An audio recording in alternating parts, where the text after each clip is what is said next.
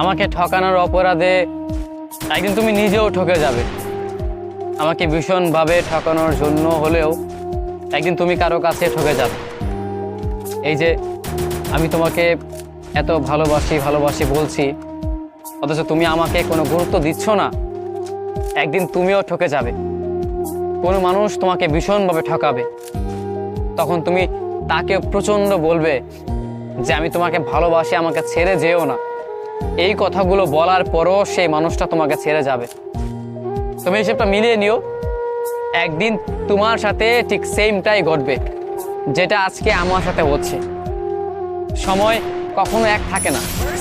আজকে তোমার সময় আছে, তুমি ইচ্ছে মতো আমাকে নিয়ে খেলছো, আমাকে নিয়ে অভিনয় করছো, আমাকে ঠকাচ্ছ।